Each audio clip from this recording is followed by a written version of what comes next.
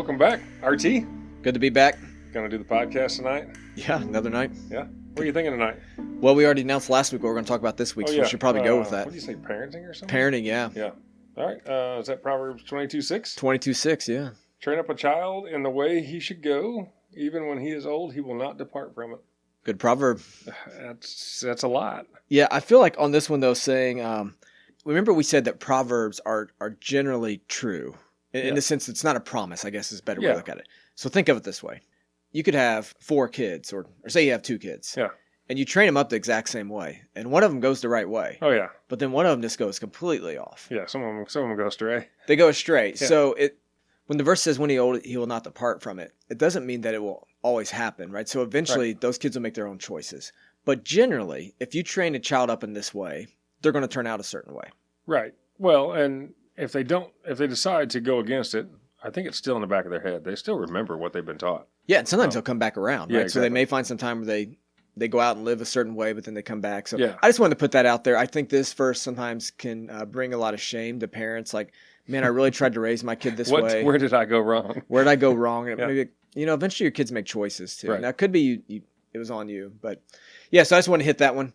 This is kind of something my dad really drove home to me as like a work ethic. He just drove home to have a good work ethic. No matter what, at the end of the day, when somebody looks back on you, make sure that your work ethic is something, that stands out. And stuck with you. Yeah, he drove it home and it sticks with me every day now. And it's, it's funny, those lessons that we get as children, as kids, and then we remember them as adults. Mm-hmm. They just kind of come back to you. That, hey, I was taught this at one time.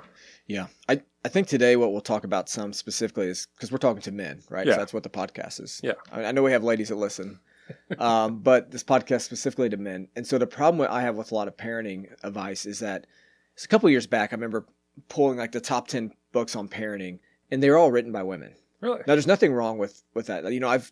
Some of the best parenting books I've read are written by women. Yeah. But I was thinking, the top 10 are all written by women. Where are all the men at? And most of those books were in reference to a lot of things with mothers. Yeah. And so not to take anything away, like the importance of motherhood and women writing books on parenting. Yeah.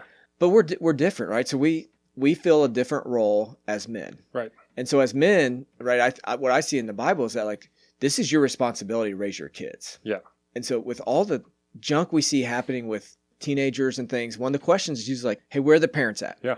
But if you dive into that a little bit deeper, or into a lot of those houses, it's not where's the mom at? She's there. It's where's the father at? Where's the father at? Yeah. Where's the dad at? And it's not just dads who, single moms, but even in houses where the dad's just absent. Yeah. He's home, but he's not really home. Right. He's not engaged. He's not engaged. Yeah. And so I think as men, we got to see that parenting is your responsibility. Right. And so if it's your responsibility, like how much effort, how much study, how much time are you putting into it? Yeah. Here's the thing. Like I know guys who spend more time preparing for like what's fantasy football draft. Oh yeah.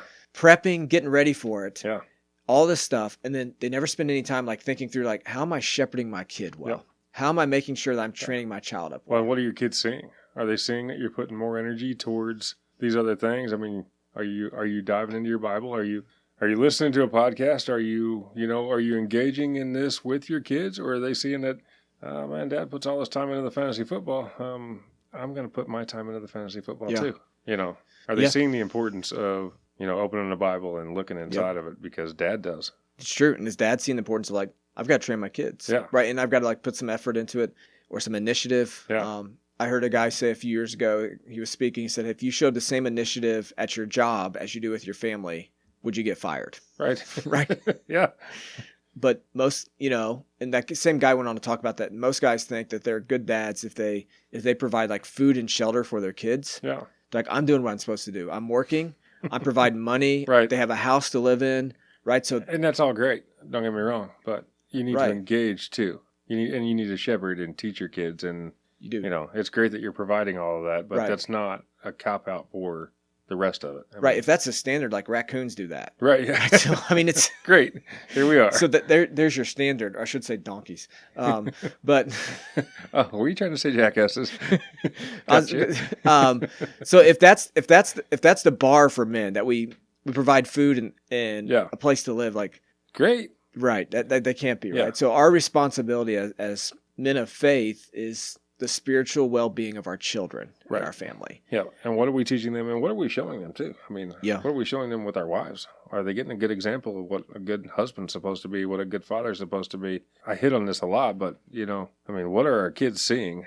Well, kids learn by what you do, not by what you say. Yeah, it's by what they're seeing. So you can talk a big game, Right. and about how much you love Jesus. But Yeah. But my they're kids not- learn more about the gospel by how I treat Karen Yeah. than what they do by Yeah. what I tell them. Yeah, surely a lot more than, they're going to get from your preaching. So. No, that's true, right? I mean, so that's why I think a lot of, sometimes you get this joke about pastor kids, like this, going a different direction. They're really bad and stuff. Sometimes I think that some pastor kids see something different on Monday with their dad than what they see in the pulpit. Oh, yeah. And I think it's important for, in my case, like pastor kids to see about, not just pastor kids. Yeah. Even other kids, they see dad at church on Sunday raising his hands in worship, but then Right. they see him on Monday being really short and angry with their mom and Yeah. never asking for forgiveness. Yeah. Are you the same person throughout the rest of the week that you Yeah. were on Sunday morning? Yeah. Are you loving? Are you demonstrating the gospel in that? Right. What are the kids learning about the gospel, right? Yep. And I mean, we all come up short, from time to time. It does happen, but, Yeah.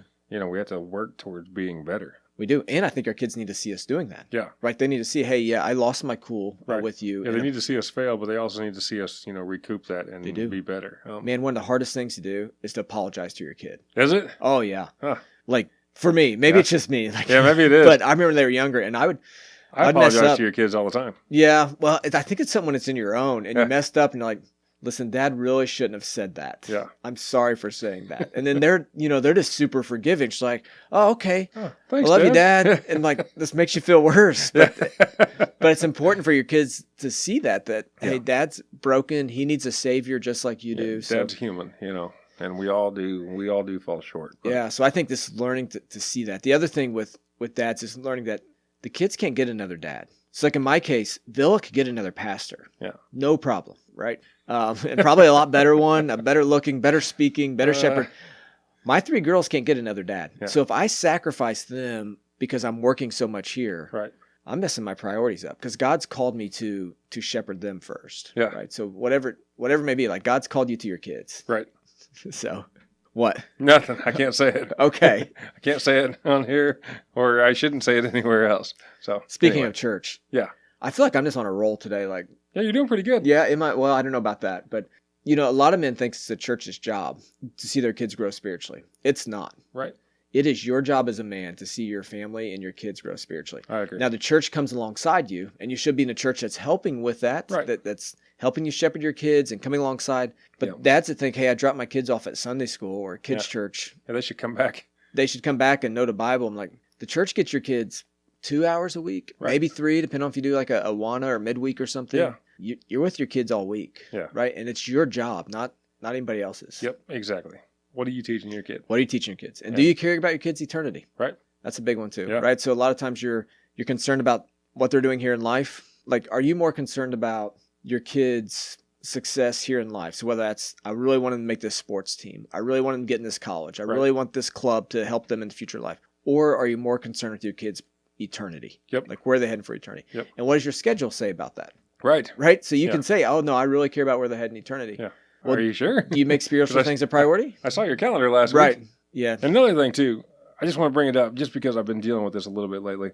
But make sure your kids are coachable. Make sure that you yeah. can talk to your kids. Make sure that other adults and other people of authority can talk to your kids and train them and push them in the right direction. That's good. Like, one thing I look for when we hire is we want someone who's teachable. Yeah. So you may not have all the skills yet. You may have Right. a lot to learn. Yeah. But if you show up here and you have a teachable spirit that you've learned, Yep.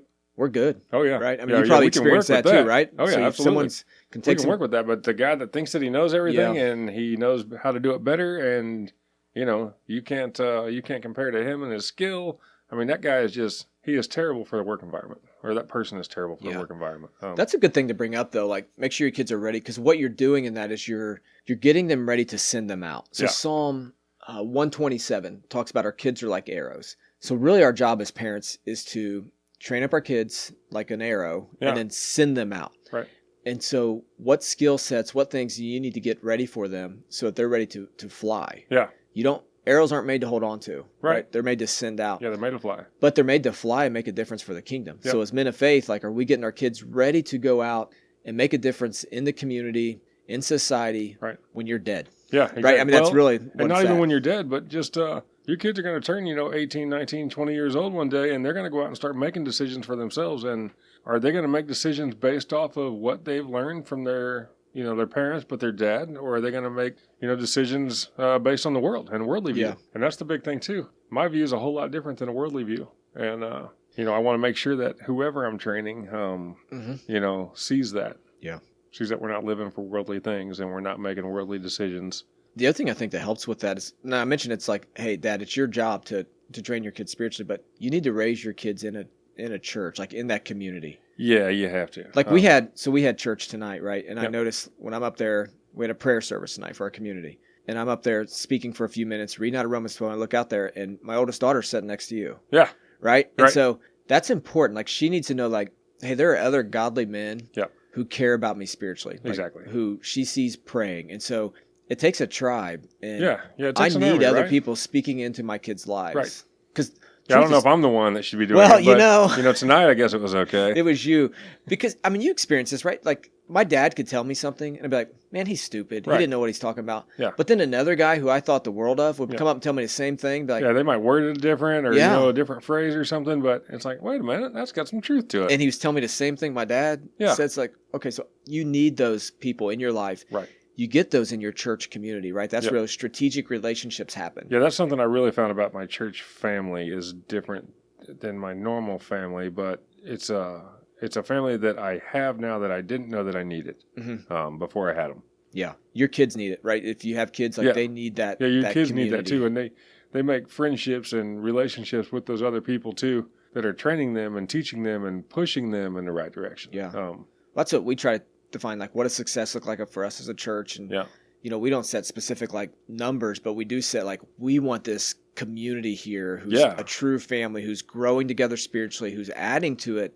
But Yeah, and I and think you've heard me say a lot of times that I think our biggest impact is going to be the kids we're raising up who, when we're in heaven, are going to still be Right. preaching and teaching across the globe. Well, they're gonna mention things that RT said or that Nick said, and they're Yeah. gonna be using that and using those examples. And I think it's all of our biggest wants in life is that our kids one day are using us as examples for what we have taught them. Yeah, so here's Yeah. the thing. Like, I know we're trying to keep these shorter, but Yeah. this encourage the men, like, own this. This is your responsibility. Yeah. Are you putting like time and effort? It's like you mentioned, are you reading podcasts, getting wisdom from other men? Right. Like at least putting thought in, how am I seeing my family grow? How am I seeing my kids grow spiritually? Am Yep. I training them up? A couple quotes I read Yeah. this week I want to use because the thing is we're gonna fall short, Oh yeah. right?